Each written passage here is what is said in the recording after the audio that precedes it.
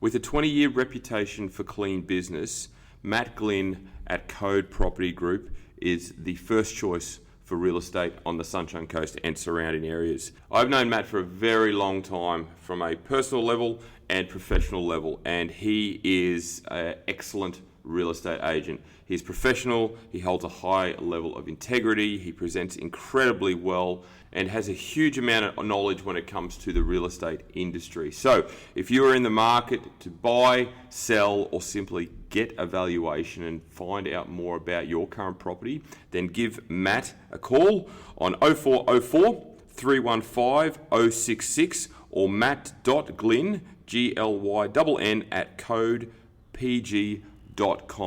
You won't be disappointed.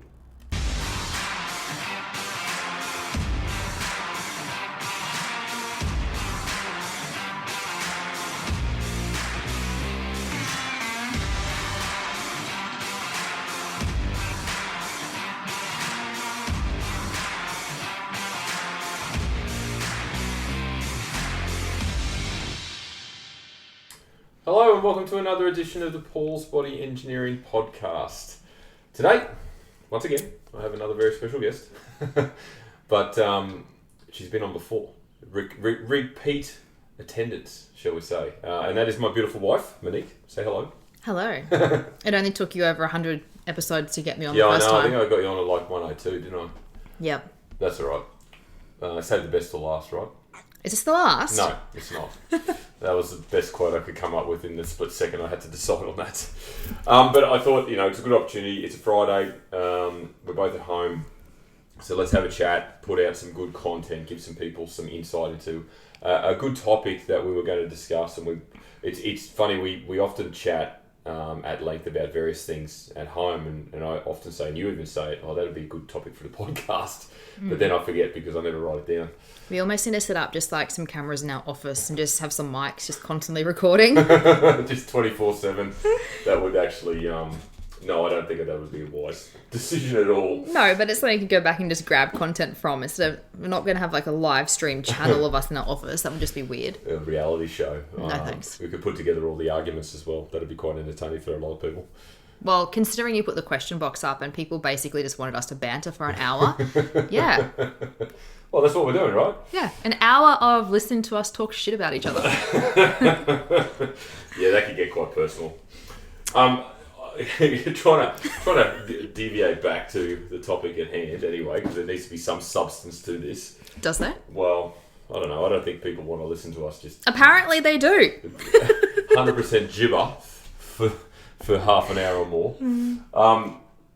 The topic that has come up a bit in regards to yours and my conversations, and under both coaching avenues, for lack of a better term, is what's your future you? What does your future you look like? And even just before we jumped on here, I was saying, people often have questions regarding, or statements are made, I should say, regarding, you can achieve whatever you want. You can aim really high. You can, you just got to work hard. What was the one you said? There was another one. There's a lot of common cliched statements made regarding, life's what you make of it, or, anyway, the point is, I guess, breaking those sort of statements down and ensuring that people can achieve what they want. You've got to understand what that looks like.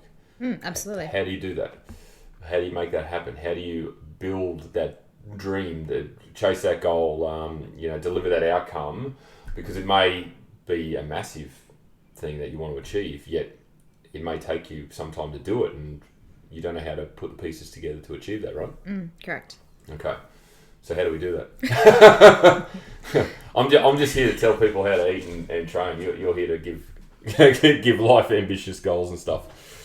Well, before we jump into this, I do just want to say thank you to the people who did send us questions. Okay, let's acknowledge that part first. Yeah. So for the people who did send us questions, there was absolutely some great ones there, and we've actually written them down, and we're going to look at re-recording again in the next couple of weeks, because some are quite relevant to the current time of year as well. However, coming back to the topic at hand about future you, like your future you, yeah, I think it's getting clarity on what it even means. So sometimes we have these goals, and one thing I like to ask people is, where'd that goal come from? Is it yours, or is it something that you think should be a goal of yours? I think that's also a That's a good point, actually. That's a very big part to start with. Like, is it something that you actually want? Because when you're striving towards a big goal, you have to want it. Because the days are going to get hard. Nothing big and amazing comes easy. There will be hard work. There will be challenges. Life gets hard, and you've got to actually want it to put in the runs. So it's understanding, like, is this actually mine? And getting clarity around what it actually looks like. Well, that's a good point. Like, if I take it from the perspective of what I do, someone comes to me and says, I want to lose 20 kilos. Great. Okay, fantastic. That's going to take time. It's going to take hard work, but it's also going to take little goals, little milestone achievements along the way. Are you going to be perfect? No. But you've got to get clarity around the space from start to finish. How does that look? Do you understand the work you've got to put in? Do you understand what you need to do on a daily basis? Do you understand what you need to do on a weekly basis? There's a lot of nuances there that, pieces of it's like putting a game of Tetris together in some ways.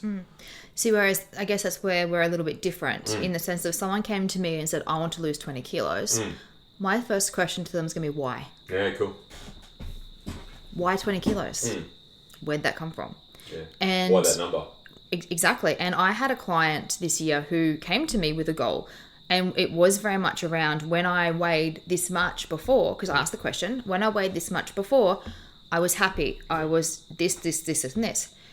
And when we actually broke it down, the weight had nothing to do with it. She was living in a different town. She had a different career. Yeah.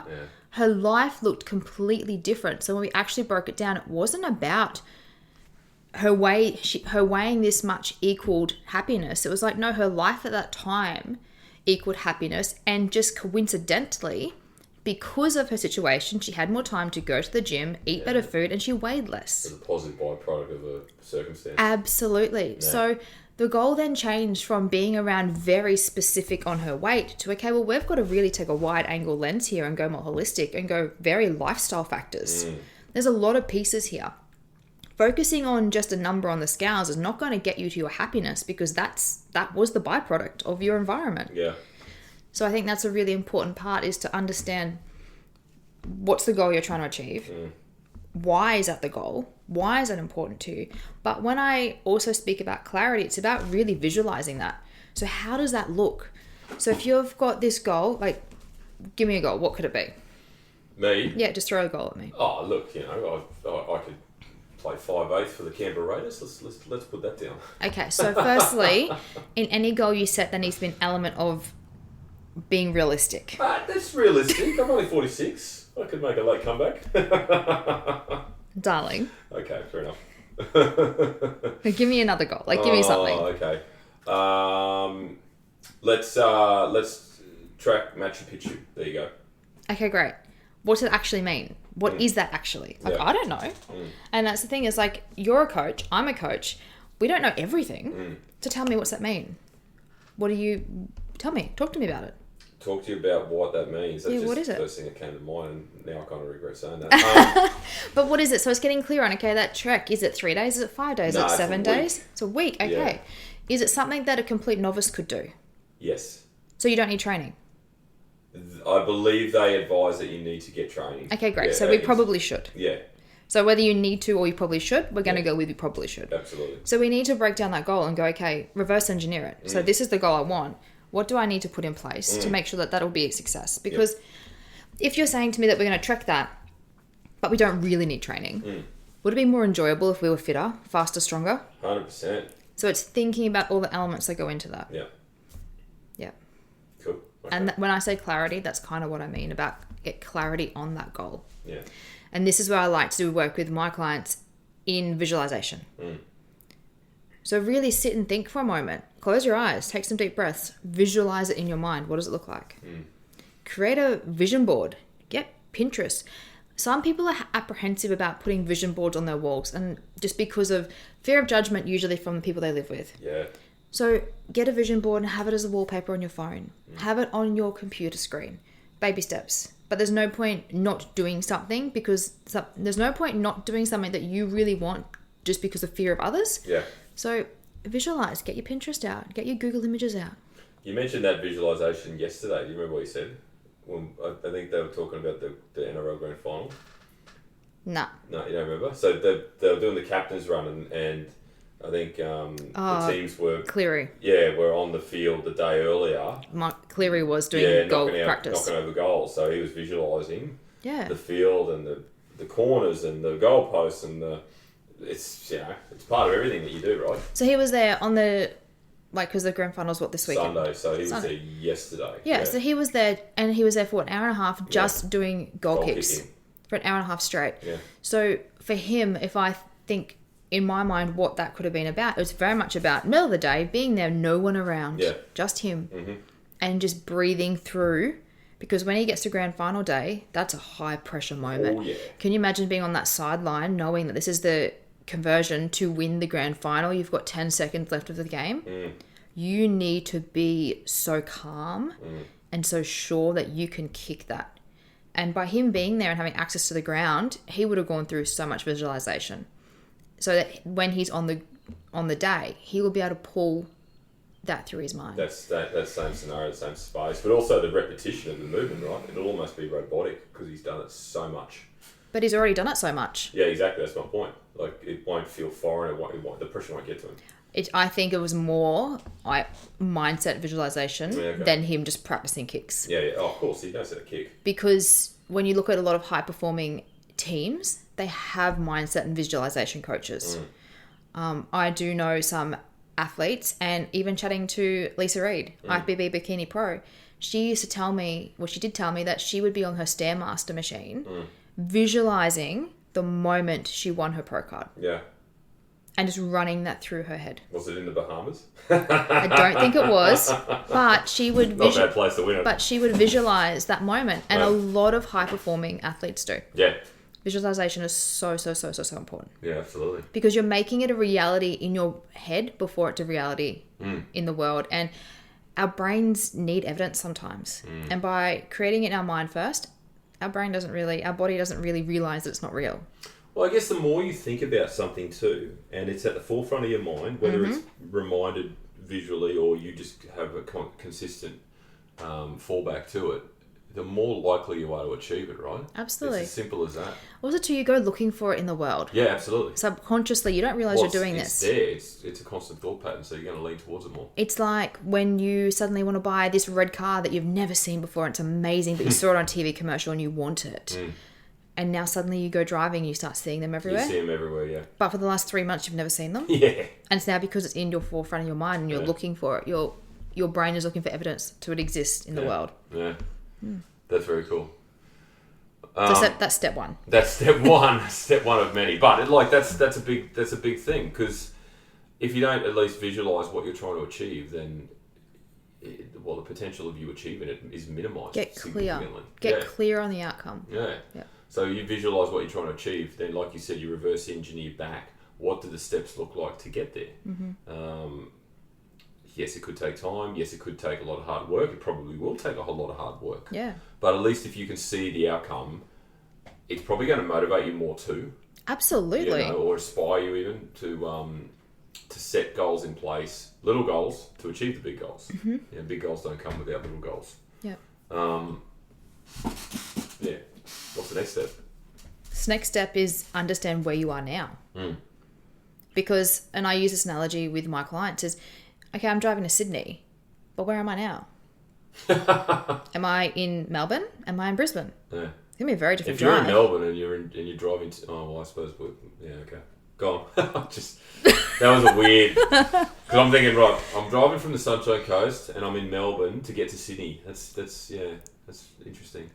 You're not in Sunshine Coast if you're driving from Melbourne. I realise that. You need to sort of hand back your GPS if that's the case.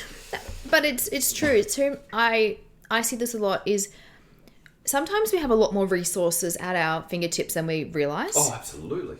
And sometimes we're very quick to thinking, I need something else. Yeah. So by sitting down and taking a moment to understand, what do I have access to? Who do I have access to? What resources, what's in my environment right now that can start me right now? Yep.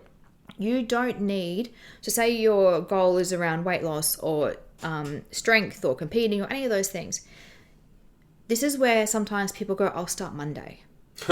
the old catch strike. But because they think that they need to go and do all this preparation when in fact you don't. If you just stopped and thought, okay, where am I in time right now? I've got a gym membership. Maybe I don't have one, and maybe that's something that I do need to do on Monday. Yeah. I've got healthier food in my fridge right now. I don't have to finish that bottle of wine. I can just not. So it's understanding where I am in time and space right now. Yeah. It's a good point. The old starting Monday, I don't get that personally. But at the same time, you're right. Starting Monday could represent just joining the gym.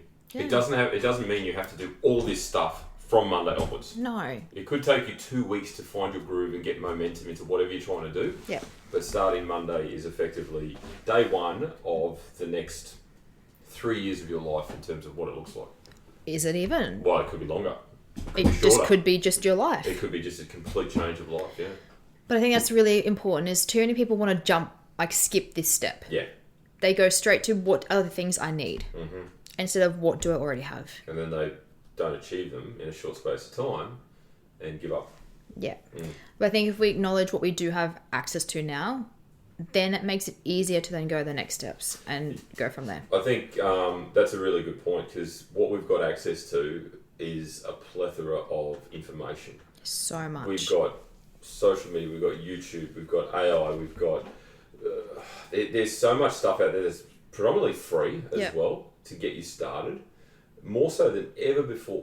Yeah. So it's ironic that people are struggling so much with whatever, the goal actually is, when you've actually got more information than you realise. But also there's an element there of information overload. Yeah, too much, yeah. But then also decision fatigue. Procrastination. Because if you've got 50 options, so for example, part of it was that you were going to find a coach, type in whatever coach you want to Google and holy moly. Yeah. No wonder you're overwhelmed. Yeah. And you don't know what you don't know. You don't know what you don't know. So this is where the step of, okay, what access and resource do I have now? Okay, what friends do you have now that currently are doing what you want to do? Yeah. Speak to them first. So see where we're going, okay, who do I have access to now? Before I go jump too far ahead, because that's where it becomes so overwhelming. It does. And that's the important bit. Yeah, well, the overwhelming is one thing, the confidence of doing it is another too, right? Absolutely. And that's the space you work in, but having the confidence to actually take a leap of faith or facing a fear. What have I said to your daughter Mia about don't fear what you don't know. Exactly. Often we fear something because we're not familiar with it. There's no knowledge around it, yet it may be something we want to do, but we fear doing it because we don't know about it. So it's really important to, again, access free information, get a bit more of a handle on where you're headed, what you want to achieve, what it looks like. And there's so much information out there. It's ridiculous. One thing with confidence, though, too, is just to touch on is that you're not supposed to be confident right from the start. No. You need to build that confidence to get the confidence. Yeah, absolutely. So you have to try before you're going to feel confident in it. You shouldn't expect to feel confident in something that you've never done before. No, absolutely. And every you talk to or even research any successful person in the world, no matter what they are, might be something that you want to achieve. They've failed more time than they've succeeded. Absolutely. But they've learned from those failings. But at least they took that step. It's always a lesson. Yeah. And if something doesn't go right, it's because it's not the right thing for you right now. But that's okay, isn't it? Absolutely, it's okay. And you know what? Sometimes it's more than okay. Sometimes it was like a blessing that didn't work out the way you thought it was going to, because now it's detoured to this other way, this other thing. You can Google how many times did Walt Disney get rejected. Oh, yeah. Google how many times the Harry Potter, her book got knocked back that many times. Yep. Imagine a world with no Harry Potter. I know. It's kind of changed the landscape of fantasy. So much. Yeah. I was walking through the shops today and there's Harry Potter pajamas. Yeah. And Harry Potter came out over 20 years ago. There's nothing in the cinemas or in the book world about Harry Potter at the moment that's new, but we've got Harry Potter pajamas. Because it's generational. It's literally something that is part of our culture. Our culture now. And to think that, imagine if she gave up. Yeah. After the first time, sure. The second time, the fifth time, most people would have given up. I think it's like 17 times her book got knocked back something, and then she self-published. There's some crazy story behind it. And it just goes to show that, you know, that old saying, knock down 7, stand up 8. Yeah. Keep going. Yeah, you got to keep going. Perfect example. How many times, like, I don't know the full detail, and I'm paraphrasing here, around Bill Gates when he invented Microsoft. Mm-hmm. You know, the software, it took him hundreds of goes to get it right. Imagine not having Microsoft. Well, that's it. It's changed the landscape of computers. You know, Apple, Steve Jobs, same thing. Yeah. Like, Apple almost went broke. Yeah. So, you know, these sorts of things, and obviously these are extreme examples because they're world leaders now, but it doesn't mean that the process should change for the individual if you're trying to achieve a goal, no matter what it is.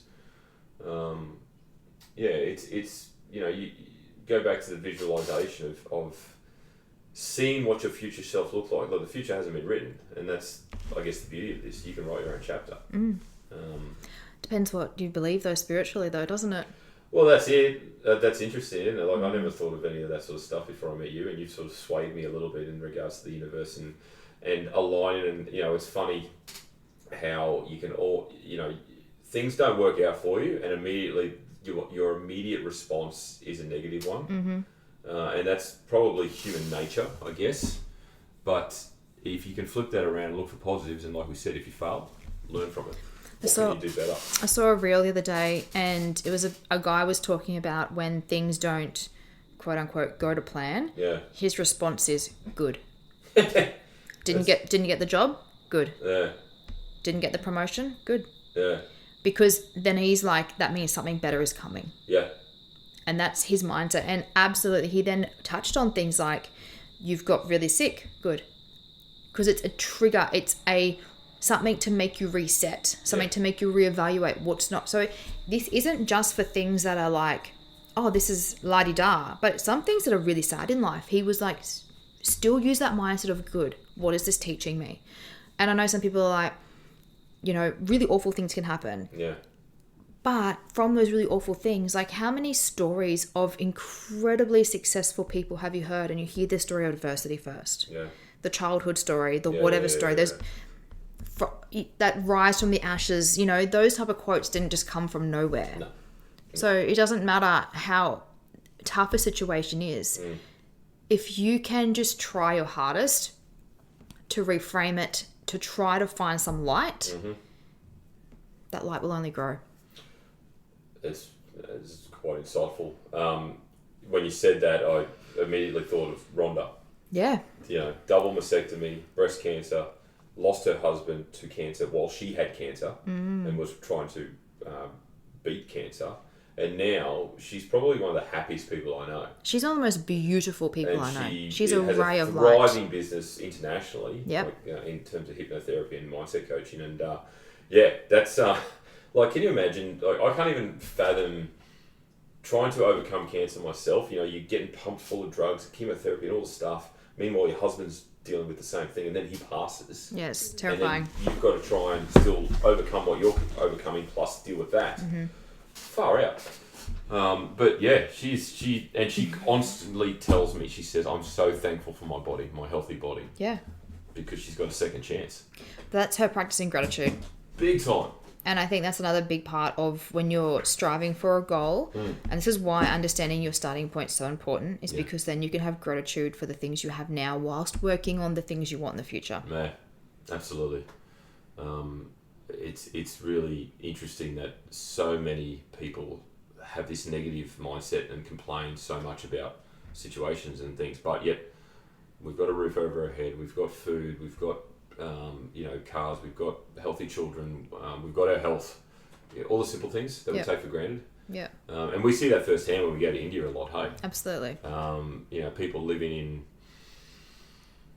what could only be described as squalor, you know, a metal shed with no running water, no cooking facilities, no power. But, I did that reel that time about the dude that cleans the toilets at the airport. Yeah. He's got a job and he's pretty stoked about it. Yeah. And he says hello with a smile.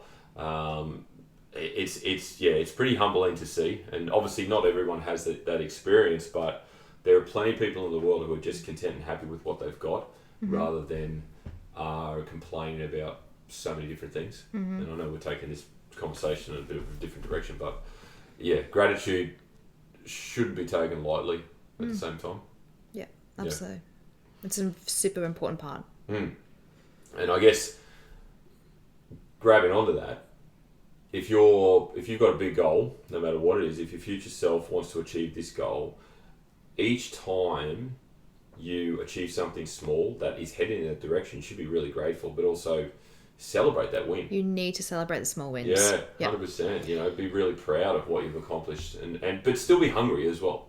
Yeah, absolutely. Yeah. But also, cheer yourself on. Because if you're not cheering yourself on, are you expecting others to, or is nobody? No. I mean, it's interesting. You know, I see a lot of feedback from clients about what can only be described as narcissistic behaviour from like partners, or you know, their circle saying, "Oh, why are you doing that? You know, give up on that," or you know, why do you need to do that? You know, particularly people who are trying to lose weight and stuff like that. Like there's that constant jabbing, and you can understand why people give up so easily, because that noise is just there. So you've got to celebrate those wins and be proud of a small accomplishment, because the next one will come along. You'll achieve that. Be proud again, and it just becomes that little bit easier. Heard something the other day which I thought was an interesting reframe when we were talking about the people closest to you being unhappy with you changing. Yeah. Whether it be a weight loss or a competition or whatever it may be. Whether it's a job promotion that means you're now doing X, Y, Z. You're earning more money, right? Yeah. Whatever it could be. People, It's not even that. It's the reframe that they were talking about was these people are giving you a hard time because you're destroying the person they love. Interesting. Yeah. Yeah. So they love you for you right now, and for whatever reason, they're not happy about the fact that you're changing, because by you changing, you're no longer that person that they love. That's exactly. Well, you're living life. You're not the person they met. They're evolving. They're evolving, and it can sometimes bring up a lot of insecurities for people, and especially partnerships. And we've seen this firsthand, where one person is really leaning into their personal development, their self-development, their health and fitness goals. They're really taking strides in life to really progress forward, and their partner's not interested. And that's fine. Your partner does not have to be interested or be on the same journey as you. But then it gets to a point where their partner is now becoming intimidated. Yeah. Is now becoming scared. Is Jealous. becoming worried. Yeah. Is becoming jealous. It could be a number of different things. And that's then when we start to see usually that toxic behaviour start to seep in. Yeah. So it's like, I don't like that you're changing because I married you, I love you, I all the things when you were the person you were before. And I want you to stay here with me. I'm happy being in this world we're in now. Yeah. I'm happy with things how they are now. And it upsets me that you're not. Yeah. So it's... But it's acknowledging that too. A lot of times people don't want to acknowledge that. But a person who is upset at you for growing and evolving and changing will not acknowledge that. No, exactly. Because they won't have the self-awareness to acknowledge that. And I've had this conversation with a client before about her partner, and the decision had to be made. Are you happy staying in the relationship you're in now, even though like you love your partner, you respect your partner, you think they're the most beautiful person in the world? Are you happy with that? And their answer was no. They're like, I love my partner, I respect them, but I want more for my life. Can I ask, was that an immediate no, or did they have to think about it? That took a long time to get to. Okay. That's not because there's nothing wrong with my partner. No. They don't abuse me. Yeah, We've got a surface level good relationship. We're like besties. Yeah. But that's not deep enough for me. Yeah. I want more from my life. Yeah. And some people would go, you're stupid, you're throwing away a good thing. But if you're not happy, you're not happy. I remember, I don't know if I've shared this with you. I remember in my previous marriage, we got married counselling one time, and the advice I got from the counsellor, actually, well, he was a psychologist, whatever he was really strong and poignant. And he said you should never use your kids as a reason to keep your marriage going. Absolutely. Yeah, and I think that was really strong. And I've never heard that before, because you always have kids come first. Your kids are everything. They are, but they're not. Yeah, exactly. You know, it was really a pivotal comment, and it still sits with me. And this would have been 15, 18 years ago. Yeah. And I still hold on to that point. I have ended 2 relationships because of my children. Yeah. first being my marriage and my second being another relationship after that, where it was like, no, this is not role modeling good behavior. This is not role modeling a healthy relationship. No. So staying together, like for my marriage, for example, staying together for the sake of the children would have been terrible, because a quote that I love and I try to live by and have a lot is, if you were to package up your life right now, put in a pretty box with a nice big bow and gift it to your child on their 18th birthday, would you be happy with that? A lot of people would say no. No, absolutely. And if the answer is no, why? Yeah. What do you need to change? Because guess what? You may not be giving them a box with a pretty bow on their 18th birthday, but you are role modeling. Yeah. They're sponges. They're such sponges. And you may say, oh, they don't ever listen to me. And that could be true, and that could be very correct, because I do know that my children are like that. They don't listen, but man, they watch. They pick up things, and you are shaping their personality. You are shaping their future. It's so true. They pick up your energy. They may not listen to you asking them to do chores or do things or follow this or follow that, but they listen. They hear. Of course they do. Yeah. They're in tune. They watch. Yeah, they watch a lot. Yeah. Which is fascinating. But that's a really powerful statement or powerful thing to do. Yeah. With yourself is wrap that up in a bow. And would you want your daughter or your son to have the life you've currently got? Yeah. The relationship you've got. Yeah, the relationship. Whatever you've got. Yeah. So, it's a powerful thing. Yes, it's terrible that you might have to end a relationship, or you might have to question your relationship with your partner or something like that. But is it terrible? That's what I was about to say. Is it? I don't know. Well, I've ended relationships and I'm pretty bloody happy now. Yeah. Oh yeah? Are you sure? Lost me in half an hour. I shouldn't ask that question on a podcast. No, but seriously, like, could you? No. Yeah. You have to sometimes make those tough calls. And that's what life's about. Is to make. We go back to what we originally said. You've got to make tough decisions. You've got to face your fear. You've got to get out of your comfort zone. And yes, they're all cliches. I know that's well and truly said, but easier said than done, Paul. It is. Well, it is. Of course it is. Of course it is. But are you content with where you're at in life right now? I had someone say that to me once. Went, oh, it's easier said than done. And my response back to that was, absolutely. Yeah. Absolutely it is. Yeah. So what are you going to do? Well, yeah. Are you just going to sit and waller and be content with where you're at? And if the answer is yes, and that's your truth. It's also your choice. Yeah. So also know that you deciding not to make a choice is you making a choice. Yeah, that's exactly right. You're making a choice either way. So whether you choose to do nothing, you've made your choice. Agreed. Yeah. Next step? Yeah, next step. So I think a bit of because we've gone off on a couple of tangents there. Like when we're talking about crafting your future self, it's what does it even mean? I like that term, crafting, because that's you're effectively doing that. It's not a case of you're just it will come to you, because it doesn't. No. You've actually got to almost construct what's in front of you. Correct. Yeah, there's a building process there. I have a worksheet, and for anyone that wants some tips and things on this, please reach out to me, because I've got 100 worksheets. I can probably send you some stuff. Yeah.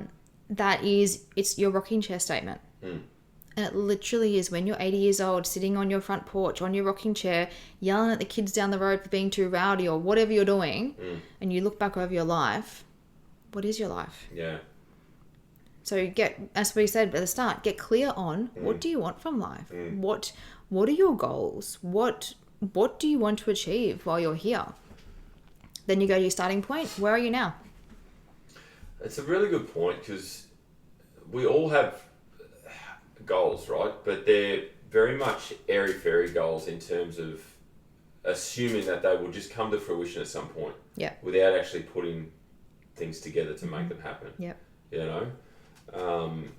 So there's going to be a point in everyone's life where they're going to have that moment. And it's potentially going to be regret more than anything. And it might be, I don't want to say it's too late, because it's never too late, but you might get to 50, you might get to 60, you might have that milestone birthday and go, fuck, I haven't actually achieved as much as I wanted to. I wanted to have this done by this stage, but I haven't.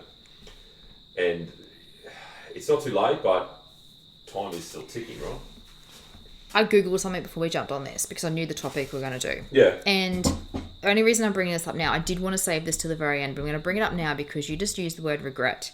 And I thought this was a powerful way to end this, but I'm going to bring it up now so I don't forget. Okay. What are the top 5 biggest regrets of the dying? Oh, are you asking me? I've got them right here. How is this is this like a survey or something, or is it just common knowledge? I suppose it gets asked a lot, right? Definitely gets asked a lot. Spending more time with kids? 1, I wish I'd had the courage to live a life true to myself, not the life of others expected of me. Ooh, yeah. 2. So they're deeper than just, like, I would say kids, travel, those sorts of things maybe, career. 2, I wish I hadn't worked as hard. Yeah. 3, Yeah. I wish I'd had the courage to express my feelings. 4, I wish I had stayed in touch with my friends. Yeah, okay. 5, I wish I had let myself be happier. It's powerful, hey? So powerful. And that just goes back to everything we've just said before about, really knowing who, like wanting to understand who you are and what you want to achieve from life. Yeah. And, having the courage, be happy, like do the things that are going to make you happy. Live the life for yourself, not for someone else. If you want to know these again, just Google it because it's the first thing that comes up. Yeah. It's interesting, isn't it? Because, you and I both can attest to a dramatic change in careers at some point, and it's been... But you also have to navigate what you've done to get to that point, right? Yeah. I had a different... I had a different experience to you in the sense that I grew up watching someone who said they hated their job so much, but stayed in it for a very, very, very long time. So from a childhood age, for me, it was very evident that that's not how I wanted to be. So I've been through so many different careers because I tried things and went, nah, not for me. Have you ever counted them to work out the number? I don't want to. I reckon I've got a few, but you beat me, I'd say. You've got a few jobs. I've got career paths. Oh, mine are very different. Very different, but lots of Retail, very different. construction. Yeah. I don't know. Anyway. Very different industries. Just because it was like, what do I want to try? Nope, not for me, move on. Yeah. I wasn't prepared to sit in something for more than I had to. And yes, there was times I had jobs that I had to have. I needed to. They came out of necessity. They came out of necessity because, single mum with 2 children, I needed to provide for my children. Yeah. And, there was times where I needed to do certain things, and that's fine. It is what it is. It's the season of my life that I was in. But I think, that's a really important part is, it goes back to what I said before about knowing where you're starting from. Understand what's available to you now. Understanding that if you have to do something now because it's a necessity, is it actually a necessity or are you using it as a reason or an excuse? And understand the difference there. That's really wise information because you don't know what you don't know, and you shouldn't fear what you don't know. So doing a completely different job or a completely different career path will scare the pants off most people. Absolutely. I've actually had this conversation with a client of mine, a long-term client of mine. She works in government, in Treasury specifically, a very high up job. But I wouldn't say she hates her job, but it's ridiculously stressful, and she works way more hours than she needs to, but that's the requirement, that's the expectation. She has indicated on several occasions that she wants to get into equine chiropractic. Oh, I love that. Chiropractic? Yeah. Chiropractic, that's the right word. But out of fear of obviously, a significant drop in wage, she's got to go to uni, all these sorts of things. She probably won't do it in the near future anyway. But that's just an example. Completely deviation of career paths. But there's a fear that's probably holding her back, right? The time's going to pass anyway. It is, I know. So... I know. And I've said this to her a few times. I said, what's the worst thing that's going to happen? I'm currently working with a client who works in the mines, and as we call it, the golden handcuffs. So... I know a few other people that do that. She's very, very well accomplished woman. Yeah. Is one of...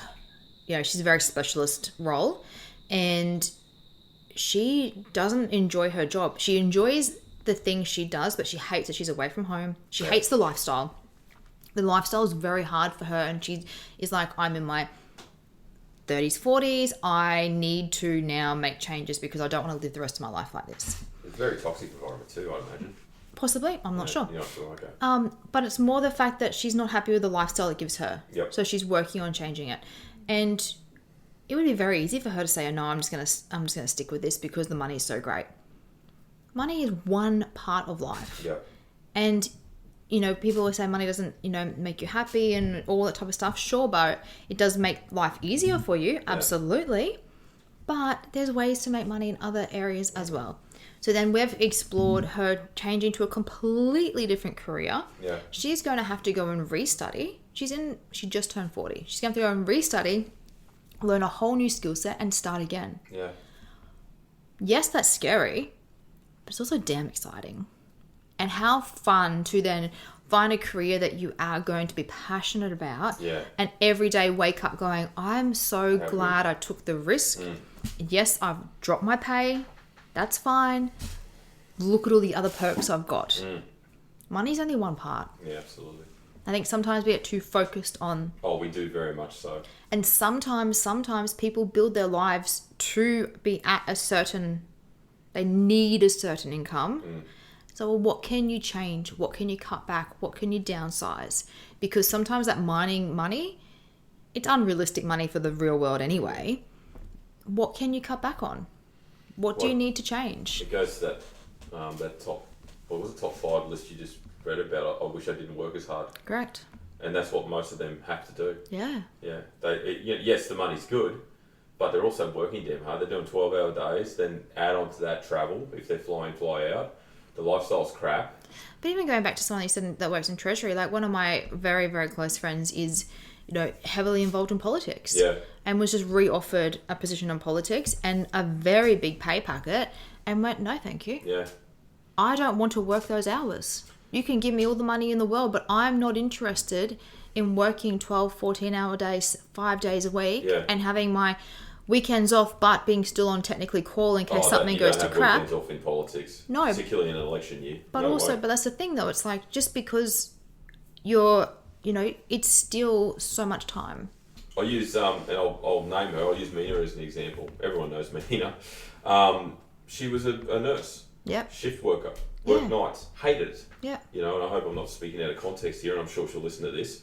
But she then got a job in cosmetic nursing. Yeah. Had to do a lot of qualifications and courses and upskills and stuff, but now she loves it. Yeah. She absolutely loves it. And she's got the freedom also to pick up the occasional nursing shift if she wants it, if she needs like a bit of an extra income or whatever, or she's got downtime or, you know, whatever the case may be. But she's now got that latitude and flexibility in her life to do that. Absolutely. Which is cool. I'm exactly the same, right? Yeah. Well, you were still working your full-time job and then studied overnight to get your PT. I studied night time. I know that was, and I was prepping as well. Do you remember that? Yes, I do remember that. Oh God, that was tough. And I was effectively, well, I mean, I was with you, but I still had my daughter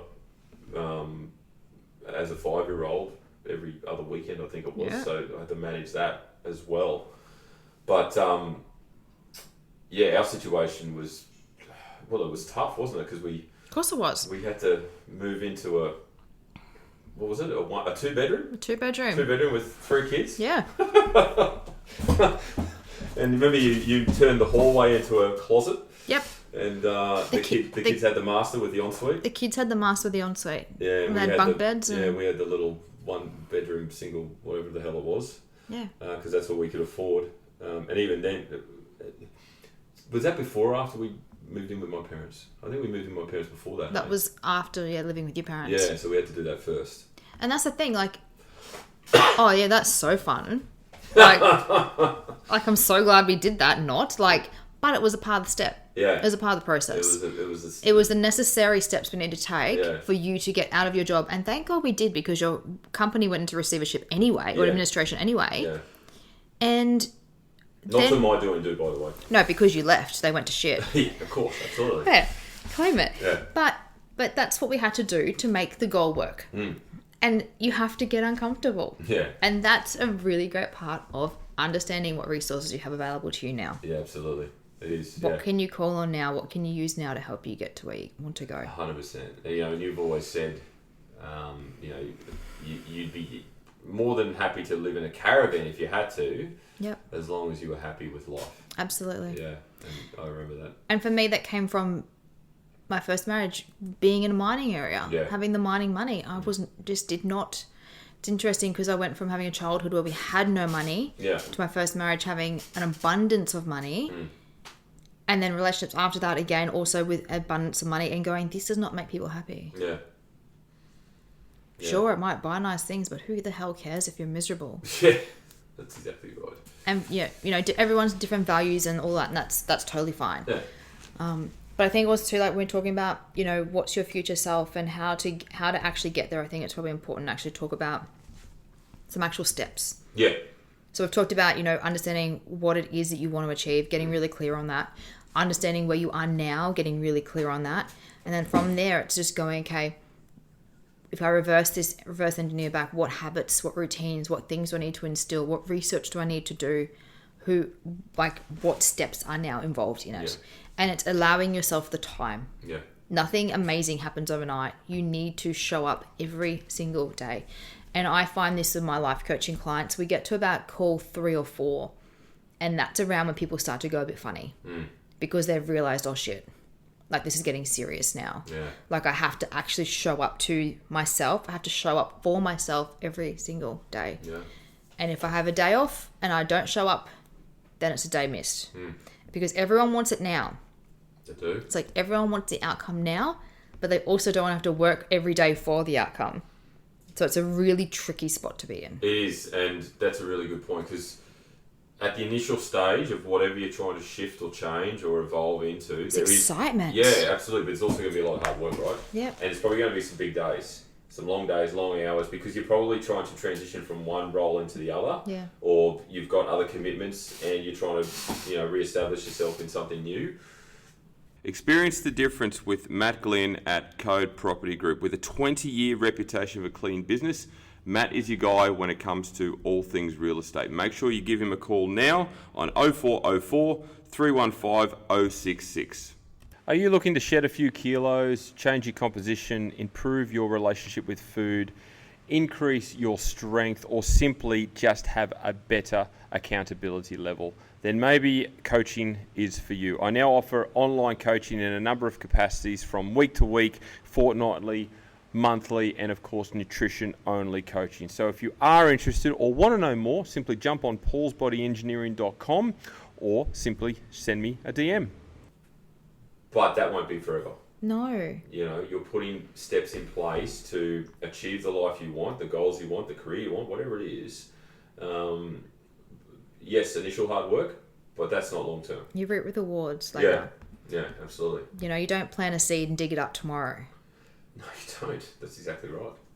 Yeah, 100%. I mean, using my career as an example, like where it's, 1 p.m. on a Friday and we're doing a podcast. How good. If I was still working full time, well, we wouldn't be doing this. It'd have to be at 5 p.m. or 6 p.m. Today. I saw one of my friends put a post up the other day, and she works for herself in her own business, and she put a picture up of her kid at the beach. It was last week, and it was school holidays. And she said in the caption, "We're at the beach. Why? Because it's 10 a.m. on a Tuesday." Yeah. And I was like, yes, I love that. Exactly. And also to honouring that not everybody wants to work for themselves or needs to work for themselves to have that. It's bloody hard work, trust me. That aside. Yeah. For some people, it's not about that, and that's fine. But it's finding the life that you want to live for you. Correct. Absolutely. And you've got to do that work on yourself to establish that. Correct. Yeah. You may not have that answer. Like if someone asked you that, you may kind of go, I actually don't know. Yeah. And for someone that is like, well, I don't know, I'm not sure, I saw something the other day and I love it, and I'm going to steal it and probably try and make something out of it to share, is good old ChatGTP. So... Oh yeah, you told me this yesterday. It's a really good idea. Putting into ChatGTP, if you don't have it, it's free. I'll go online, it's easy to get. And it's like, you just prompt it. You say to it, I want you to create a day in the life of my ideal life, or whatever you want to write. Yeah. Write a story of blah blah blah. This is what I would like to include, and you just like diarrhea dump the words. Like tell it everything you want to tell it. And if you're not sure, you can actually say to it, can you ask me questions to help me? And then it will pump out to you a story of your day in your life. And I think that's really cool. It's quite powerful. And when we talked at the start about visualization, that's also, although it's not visual, but it's still words, it's still reading, it's still a statement. Picture, right? It's painting the picture for you.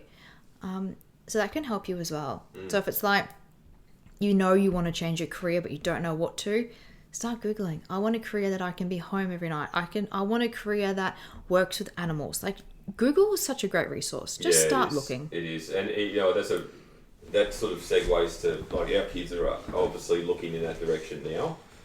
And when you and I left school, though, there's obviously significant years between us, you kind of were penciled into a career path. You didn't have as much opportunity, but also you didn't understand that there were so many different roles that you could potentially look at. Yeah.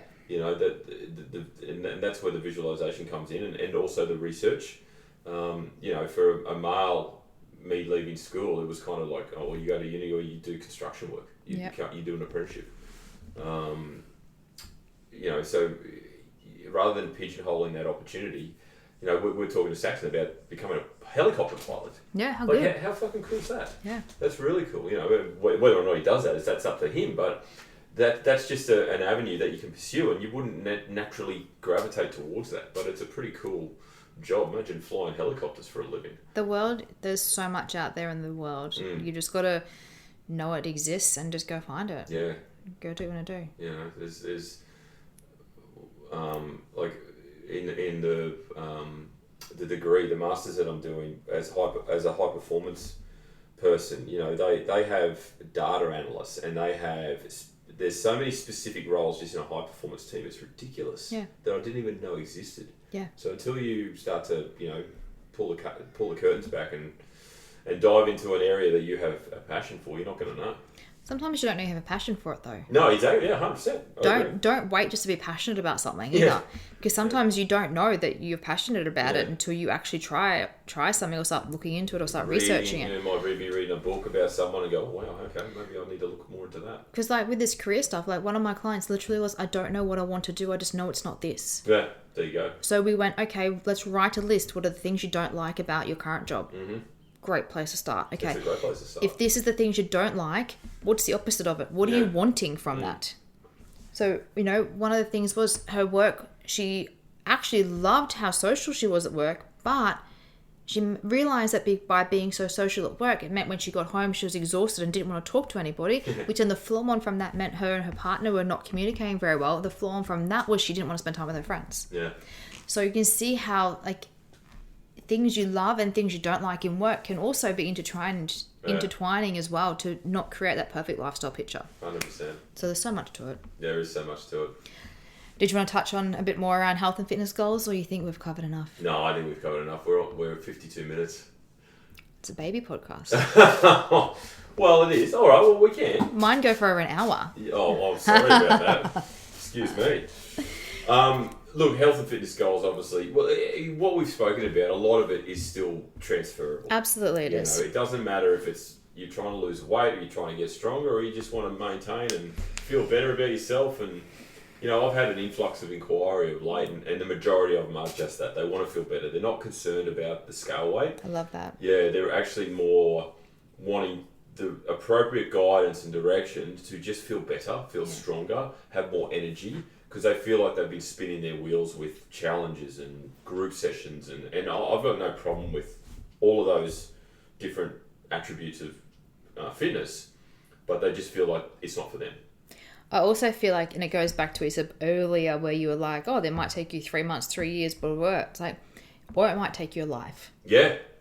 Because some of these things, like wanting to feel better, well, there's no end date on that. No, there's no ceiling. No.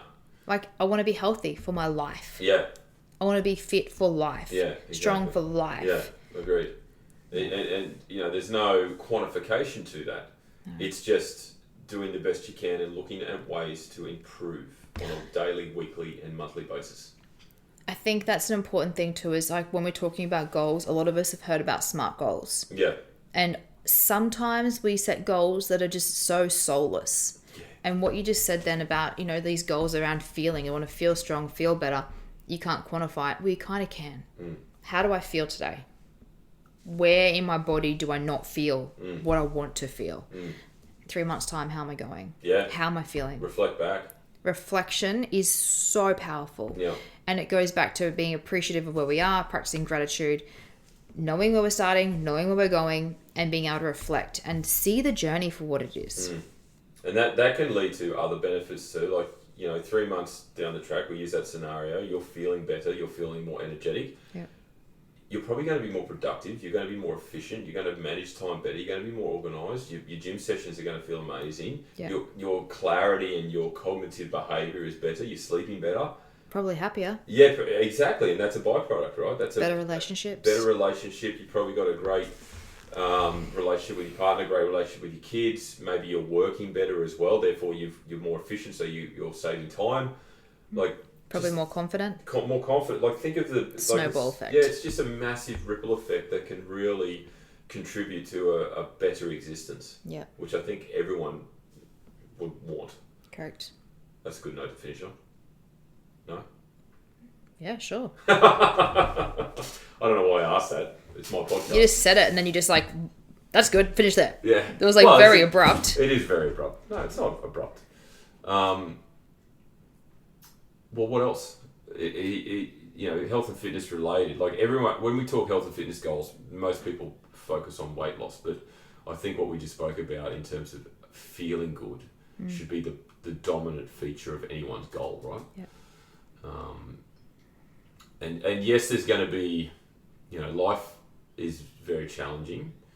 Life can obviously throw you a lot of curveballs and unforeseen circumstances and tangents here and there, but if you've got control over your own personal health and fitness and well-being and mental space and energy and things like that, you're going to be just better equipped to handle the tougher times, the adversity, and you're also going to be better equipped to progress in terms of the goals you want to achieve. Yeah. Agree with that? Absolutely. Yeah. Yeah. Cool. I think just get clear on what you want from life. Yeah. Yeah, getting clear at any age. Like, I'm hoping this is okay to speak about, but you had a consult with a 20-year-old. Yeah. Yesterday. So good. Yeah, like, how good's that? That she's realised that, and you said it to me, and correct me if I am off tilt here. She didn't want to party with her friends anymore. She wanted to get clarity on who she is. Absolutely. Yeah. How good's that? I love that. Yeah, that's age. That's like real mature. Yeah. Which not a lot of, we're in the age now of technology and social media, and dating is now, it's through technology rather than just traditionally meeting people and stuff. Yet she's realised that she wants to get some clarity around her life and things. I think that's really cool. Yeah, same. Yeah. Awesome. All right. Awesome. Let's finish up. Sure. I don't have a question for you because you've answered all my normal podcasting questions. Cool, love that. You don't have a second fight song, do you? What would be a okay, I'll reframe it. Rather than a fight song, what's your go-to song when you have to do an exercise you don't like? Do you flick a song on? Like, do you go, I need a bit of a I used to. Yeah. And it's going to be something like real heavy, hey? It was Zombie. Not the original. Recent version. The recent version. Yeah. Bad Wolves. Yeah, it was that, or it's Let the Bodies Hit the Floor. I've heard that song so many times. It plays in my gym often. So there were the ones, but again, I was listening to them too much. So it's actually really funny. What? So I had to do some hip thrusts this week, which I did not want to do. Yeah. Because I was still... Good on you, Joey. Well done. No, wait. Because I was still sore. Yeah. And I was like, I don't want to do this. I put a podcast on with Joey's voice. Oh, I'm going to have to tag him in this now, because otherwise he won't listen to it. So you were thinking of your coach while you're hip thrusting? I don't know how I feel about that. Feel however you want, baby. But I actually did my set and did really well. So there you go. So his voice angered you.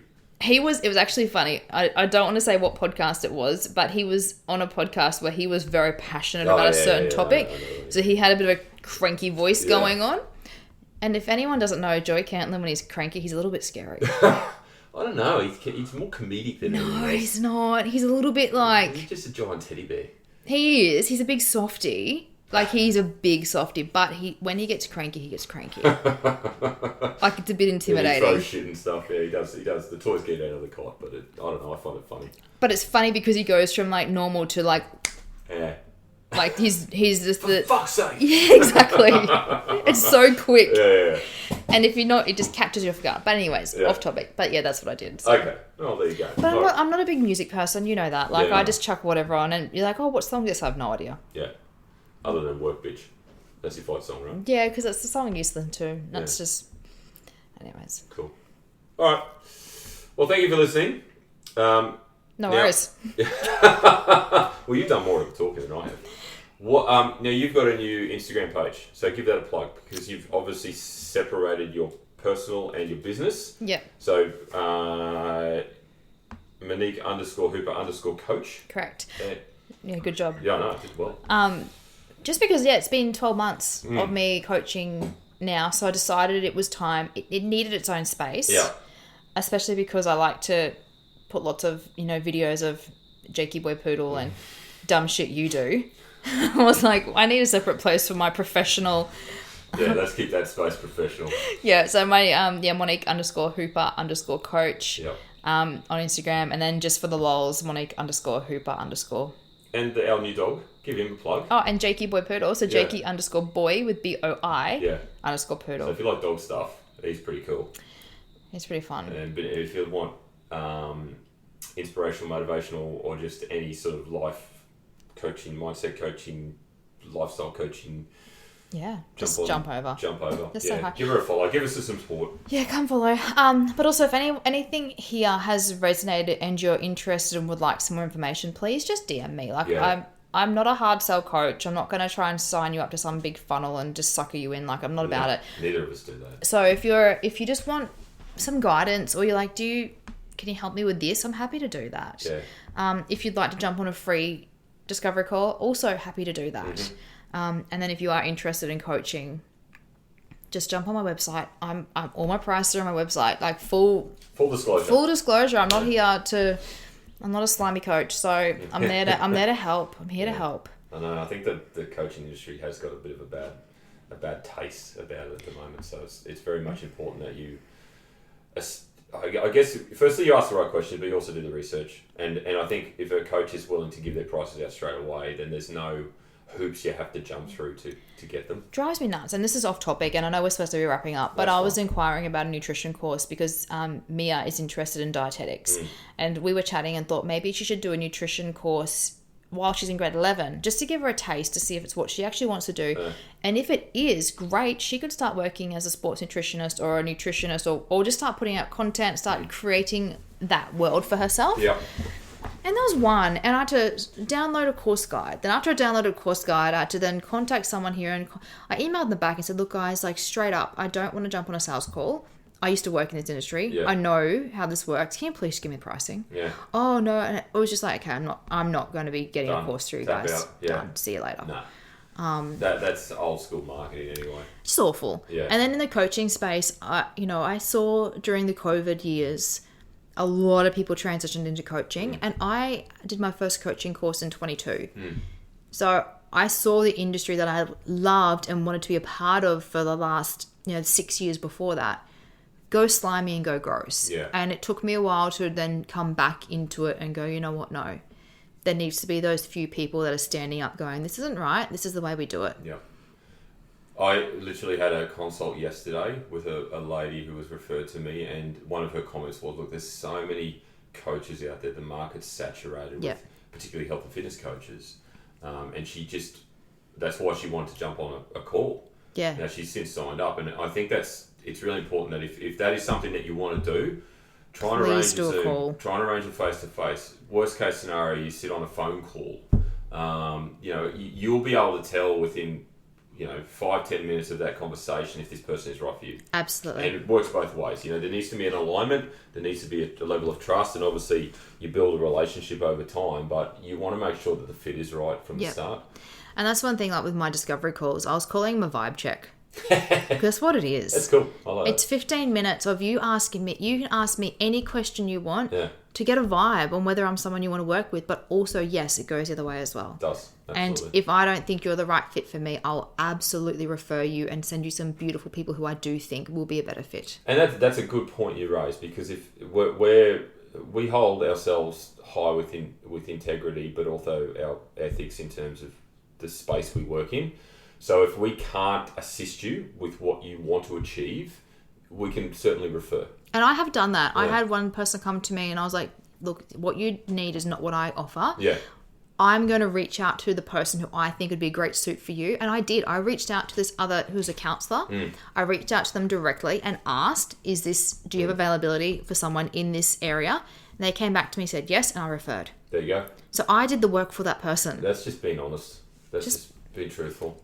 I'm in this industry to help people. Yeah, it's not... I'm going to help where I can. Yeah, you know, because, well, at the end of the day, you're going to try and service someone that you can't help and take their money for no reason. I don't like that. No, that's awful. Yeah, it's not about it. No. Anyway, let's finish on a positive note. All right, well, thank you once again for tuning in. Really appreciate it. If you have enjoyed this podcast, please screenshot. Of course you have. Of course you have. Please screenshot, share it on your stories. Tag myself at Paul's Body Engineering. Tag Monique at Monique Hooper, or I'm going to get these handles wrong. At Monique Hooper. Is it? No, what is... No, at Monique _Hooper _ No, coach. Oh my gosh. Oh God. Okay. Well, have a laugh about that anyway.